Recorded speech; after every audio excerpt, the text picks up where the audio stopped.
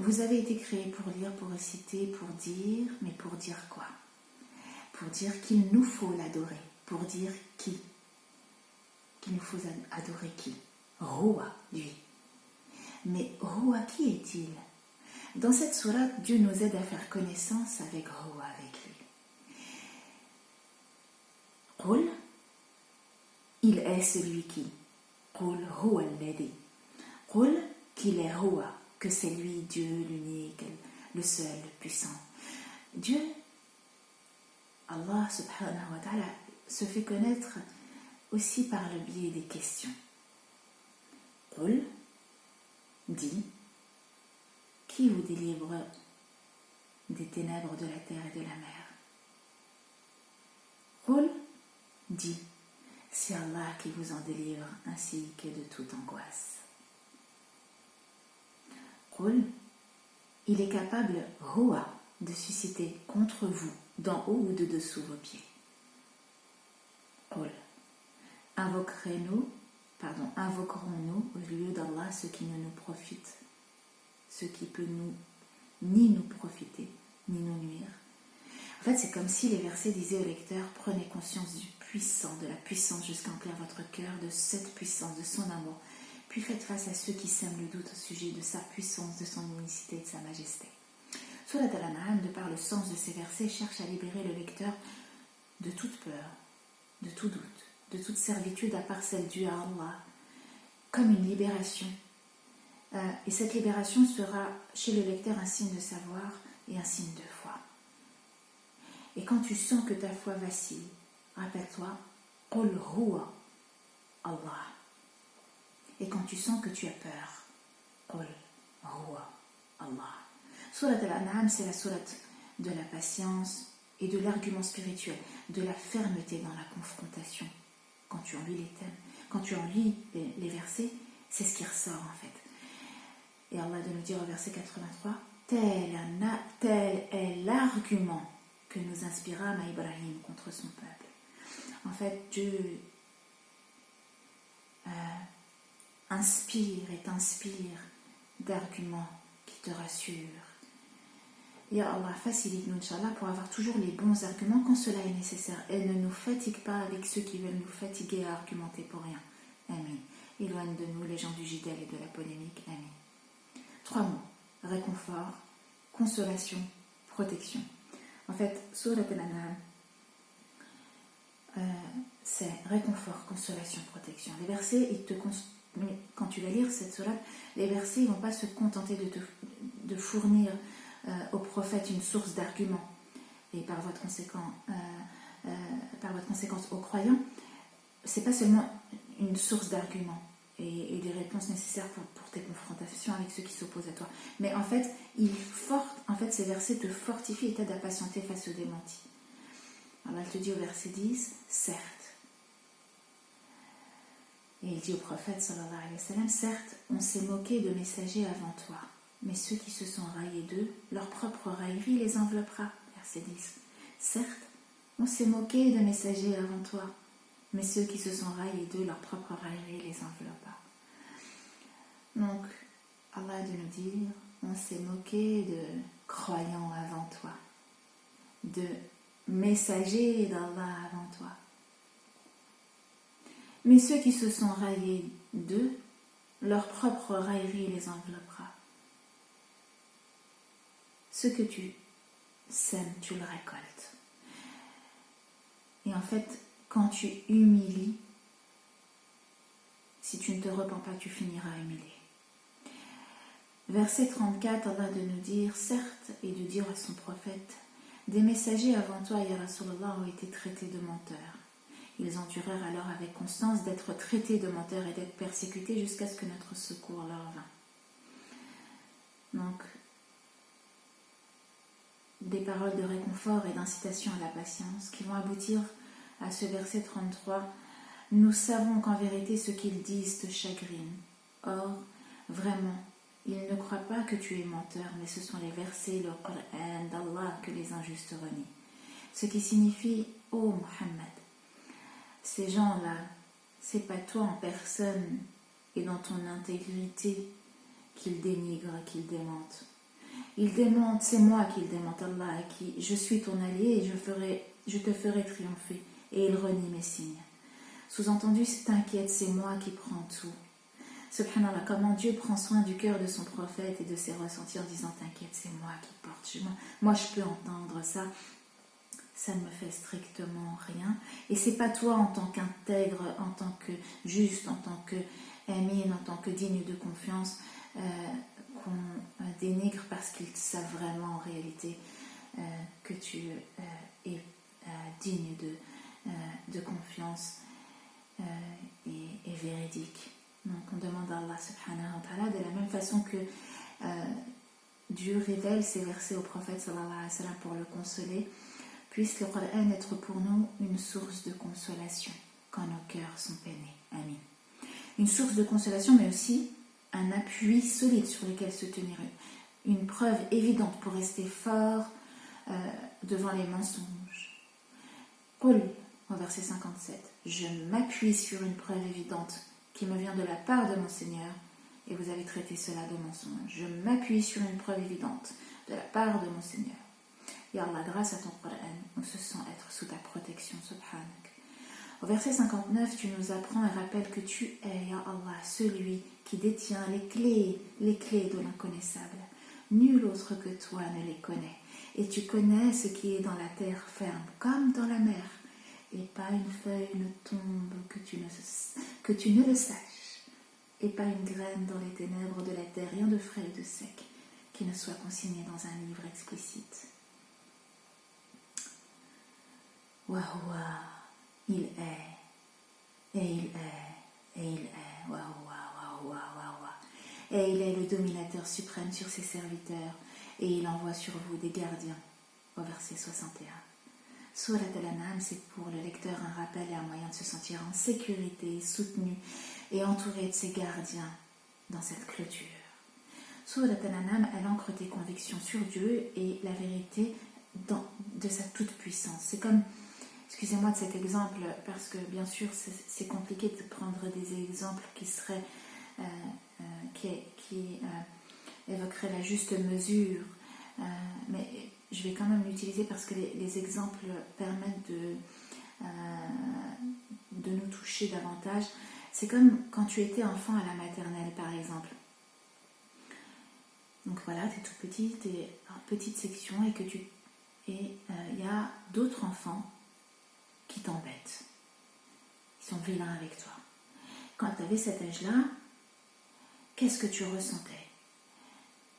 Eh bien, c'est comme quand tu étais enfant, donc à cette période-là, et que tu te sentais embêté et que tu disais « tu vas voir, mes parents, ils sont forts, ils vont me défendre, ils vont m'aider, ils vont me chercher, ils vont venir me chercher, ils vont me venger. » Tu avais l'impression que tes parents avaient la toute-puissance devant tes détracteurs. Alors que dire de Allah qui te promet sa protection et qui te rassure, parce que tes parents, ils ne rentraient pas avec toi à l'école. Ils ne voyaient pas ce qui se passait, mais lui, Allah, il voit tout, il entend tout. Qul, dis-leur. Comme tes parents qui te disaient, t'as qu'à leur dire ça. Quand tu te plaignais, t'as qu'à leur dire ça. Et Allah, il te dit, qul, dis-leur. Subhanallah. Le verset 91 est admirable dans sa façon de témoigner de la puissance d'Allah. Il n'apprécie pas Allah, c'est un verset qui me touche. À chaque fois qu'Allah il parle et il évoque le fait qu'on ne l'adore pas à sa juste valeur, il n'apprécie pas Allah comme il le mérite quand ils disent Allah n'a rien fait descendre sur un humain. En fait, un des plus grands défauts de l'être humain, c'est l'ingratitude. Un jour, le prophète sallallahu alayhi wa sallam, debout, parmi ses compagnons, il s'est mis à réciter donc ce verset 91 et il a dit ensuite Allah se glorifie lui-même. Donc dans cette sourate, c'est la sourate dans laquelle Allah il se glorifie lui-même et il dit je suis le roi, je suis le saint, El-Malik, El-Quddus, et il se mit à répéter les plus beaux attributs d'Allah. Le prophète sallallahu commençait à réciter les plus beaux attributs d'Allah et les compagnons voyaient le mimbar, la chair qui portait le prophète sallallahu alayhi wa sallam en train de trembler sous le poids de l'évocation de la majesté d'Allah. Ya Allah, même si cela est impossible de vraiment t'adorer comme tu le mérites, fais que nous ne soyons pas de ceux qui ne t'adorent pas comme tu le mérites. Ya Allah, permets-nous qu'à chaque fois qu'on récite ce verset, on se souvienne de ce mimbar qui a tremblé sous le poids de ta majesté, Ya Allah. Même si cela est impossible de vraiment t'adorer comme tu le mérites, fais que nous ne soyons pas de ceux qui ne t'adorent pas comme tu le mérites. Comme tu le mérites. Surat Al-An'am, elle raffermit ton yaqin dans Quwwat Rabbi, ta certitude dans la toute-puissance divine, et qu'Allah l'ancre profondément dans notre cœur, amin. Tel est Allah. Qul huwa inna Allah. Autre mot qui revient. Tel est Allah, tel est Allah, tel est Allah. Inna Allah, inna Allah, inna Allah. C'est Allah qui fait fondre la graine et le noyau. Du mort, il fait sortir le vivant. Et du vivant, il fait sortir le mort. Tel est Allah. Comment donc vous laissez-vous détourner? Fendeur de l'aube, il a fait de la nuit une phase de repos. Le soleil et la lune pour mesurer le temps. Voilà l'ordre conçu par le puissant, l'omniscient. Verset 96. Allah nous donne deux exemples différents pour témoigner de sa toute-puissance. Premièrement, dans le domaine du minuscule, il fend les toutes petites graines qui germent. Et deuxièmement, dans le domaine de l'immensité, il fend le matin dans la nuit. Et je vous invite à regarder ce miracle, pourquoi Allah il emploie le mot fendre le matin dans la nuit. C'est un miracle. On aurait beaucoup à dire sur cette sourate et on demande à Allah que Surat Al-An'am, de par les thèmes que Dieu y aborde, nous apporte soutien, réconfort, consolation, protection, yaqin en la toute-puissance divine. Amin. Durant notre clôture ce mois-ci à la 7e position. Donc, ces clôtures, je vous avais déjà cité cet exemple. Vous savez, il y a le fameux Paris-Dakar. Et là, en fait, on fait Al-Fatiha an-Nas. C'est une expédition et puis il y a des pôles positions, il y a des lieux où on s'arrête, il y a des oasis. Et durant notre clôture ce mois-ci, donc à la 7e position, on a lu après Surat Al-An'am, Surat Al-A'raf. La Surat Al-A'raf, elle a été révélée au temps où le combat entre les musulmans et les ennemis de l'islam va être à son apogée, ou va commencer à l'être, en tout cas précisément au moment où le prophète sallallahu alayhi wa sallam va donner le feu vert, suite au feu vert d'Allah, pour annoncer l'invitation à Allah publiquement, la da'wa. Et donc c'est pour les musulmans une nouvelle période. C'est une période où il va falloir dire, il va falloir déclarer et se confronter et oser être qui l'on est. Et donc certains parmi les croyants, ils vont être intimidés, ils vont être apeurés, et c'est humain. Mais Allah ne va pas les laisser sans viatique, mais Allah ne va pas les laisser sans moyen d'y arriver. Il va leur donner le Coran al-Karim et notamment Surat Al-A'raf. La sourate, elle va donc être révélée dans ces conditions pour traiter de la lutte du bien contre le mal et de faire savoir que cette loi, en réalité, elle est universelle. Et elle existe depuis le début de la création et elle va continuer d'exister jusqu'à Yawm al-Din. La sourate, elle commence avec le combat entre Adam et Iblis. Combat, entendez par là tout le sens que ça revêt symboliquement. Donc, ensuite, dans la sourate, il va y avoir un dialogue entre les habitants du paradis et ceux de l'enfer. Et en fait, cette sourate, elle semble dire que le résultat de l'affrontement entre le bien et le mal, ce sera l'entrée d'une des parties au paradis et de l'autre en enfer. Et ensuite, elle va, dans cette sourate, cette sourate va retracer l'histoire de l'humanité, la lutte de chaque prophète dans sa communauté, et elle va démontrer que le combat se termine toujours par l'anéantissement des injustices et des injustes à cause de leur perversité. Et Allah subhanahu, dans son style inégalable et dans sa hikmah, entre chaque étape du récit, la sourate te pose des questions et elle te fait entendre où tu en es toi dans cette lutte et quel parti pris prends-tu, à quelle partie appartiens-tu. Oh Allah, permets-nous d'être à la hauteur, Inch'Allah, de faire partie de Hizballah, du parti d'Allah, de faire partie de Ansar Lillah, de faire partie de ceux qui rejoignent le parti de Dieu et qui accordent au Coran que nous lisons le pouvoir du bon ralliement et du bon discernement. Amen.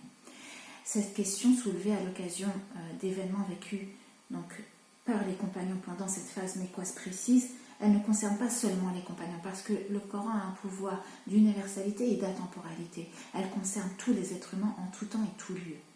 Les hommes et les femmes à toutes les époques vont être concernés par les luttes entre le bien et le mal au niveau des nations, des individus et même à l'intérieur même d'eux-mêmes. Donc l'obligation, Dieu te te dit qu'il est de ton devoir de définir ta place dans le combat, et c'est l'idée principale de la Sourate Al-A'raf. Tu es avec qui? Quelle est ta position? Positionne-toi, donne ton avis. Quelle est ta croyance, tes valeurs, tes idées? Donne-les, ne te tais pas. Cool. Le prophète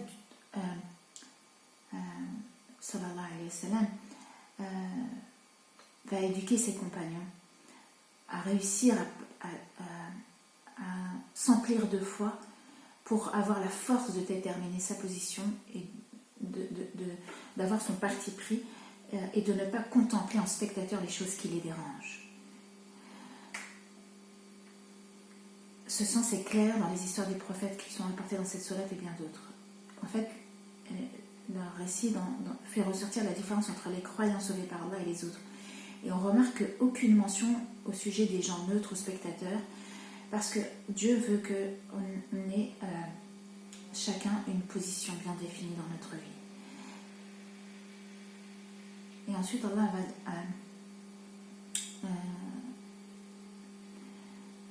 aussi dans cette sourate parler d'une chose importante. Pour pouvoir se positionner, il faut que tu aies nulle gêne dans ton cœur. Qu'est-ce que j'entends par là? Qu'il n'y ait à son sujet nulle gêne dans ton cœur, Allah a dit. Tu as une gêne dans ton cœur au sujet de ton appartenance à l'islam.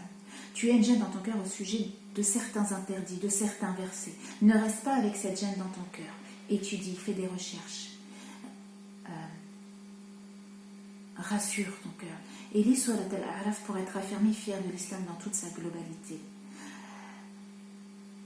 Le début de la sourate expose ce sens clairement. C'est un livre qui t'a été descendu, qu'il n'y ait à son sujet nulle gêne dans ton cœur. Et Dieu te dit, roule au sujet de ton islamité sans craindre les regards et les critiques des autres. Parce que parfois le mal est si prédominant et si répandu que certains ont peur, ont honte.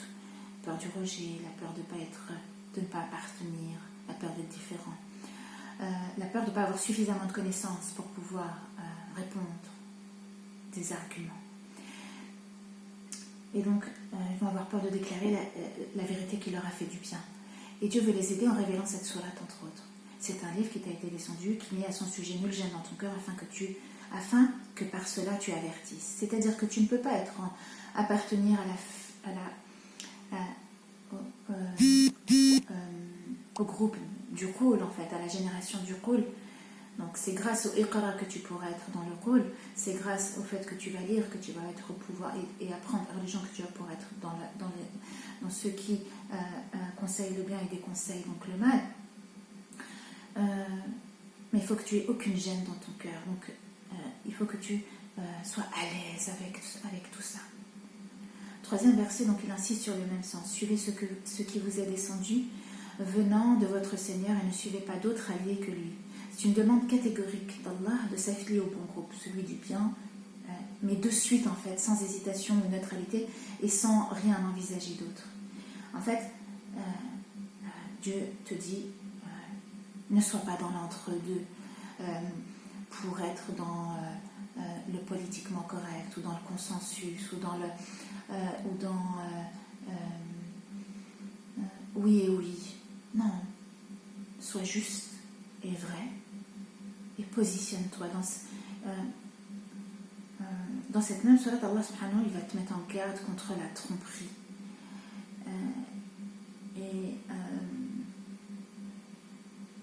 en fait une des ruses de Shaitan, c'est de te faire croire que tu fais bien quand tu te positionnes pas aussi, hein.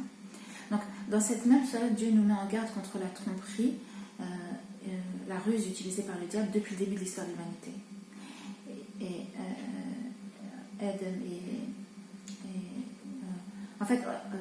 Adam et Iblis, donc Allah il va en parler au verset entre 20 et 22. Qu'est-ce que Dieu nous dit? Il les fit tomber par tromperie. En fait, le combat entre Adam et Iblis, il avait commencé depuis le début de l'humanité. Et comment le diable s'y est pris et comment il a-t-il pu tenter nos deux aïeux, Adam et Hawa, alayhi salam. En fait, Allah nous le dit, il les fit tomber, comment? Par tromperie. En fait, il va les laisser dans un état d'incertitude et d'hésitation. il y a une expression arabe qui dit il va leur mettre le doute, il va les faire cogiter, il va les mettre dans une sorte de peut-être que c'est vrai, peut-être pas, une sorte d'indécision, et il va les laisser comme suspendus. Le verbe qu'Allah il utilise étymologiquement, c'est comme celui qui fait, disent les exégètes, descendre son seau dans le puits et le laisse au milieu du trajet. En fait, t'es ni là ni là. Tu ne sais pas trop comment te positionner. Surat Al-A'raf, c'est la surat du positionnement, c'est la surat de l'action et de la décision comme arme de la vérité. Et on demande à Allah que cette surat nous guérisse. Parce que vraiment, c'est une maladie de la passivité devant le mal et de l'hésitation à dire et à faire le bien et à s'engager dans le bien. Puisse donc cette lecture nous guérir de la passivité devant le mal et de l'hésitation à dire et à faire, Inch'Allah. Le bien chez nous et autour de nous. Surat Al-A'raf, elle rappelle une des principales armes de Shaitan, en plus de la tromperie, qui est la nudité. Allah va insister là-dessus. Et on rappelle que c'est une arme d'Iblis, puis le diable, afin de leur rendre visible ce qui était caché, leur nudité, leur chuchota disant, etc. Ou alors, lorsqu'ils eurent goûté de l'arbre, leur nudité leur devint visible. Donc, Allah ordonne de voiler la nudité et avertit donc contre tous ces aspects. Par le biais de l'habit, ô enfants d'Adam, nous avons fait descendre sur vous un vêtement pour cacher vos nudités, ainsi que des parures. Adam, que le diable ne vous tente, ô enfants d'Adam, que le diable ne vous tente point, comme il a fait sortir du paradis vos pères et mères, leur arrachant leurs vêtements pour leur rendre visible leur nudité, au verset 27. Ô enfants d'Adam, dans chaque lieu de salat, portez vos parures, etc. Verset 31. Je ne vais pas développer, mais là, on prend à la lettre, bien sûr, l'explication du verset, mais aussi, dans ce qui est question de la nudité, ce n'est pas seulement le fait de ne pas porter d'habit, mais la nudité, c'est aussi la pudeur sur ce que l'on vit, le fait de ne pas dévoiler tout ce que l'on vit. Et les réseaux sociaux participent au fait et continuent ce travail de dévoilement de la nudité, pas forcément de nos habits, mais de tout en réalité, de mettre à nu nos vies. La cause de la désignation de la sourate du nom de l'Araf, pourquoi la sourate a-t-elle reçu ce nom? Allah subhanahu wa ta'ala dit, et entre les deux il y aura un mur, et sur Al-Araf seront les gens qui reconnaîtront tout le monde par leurs traits caractéristiques. Donc, et là on est dans la traduction, donc on est dans un essai de traduction, d'accord? Ces gens se trouvent entre le paradis et l'enfer, et donc quand il est question du mot mur, c'est bien, il ne faut pas imaginer un mur comme on imaginerait un mur. Donc ces gens, ils se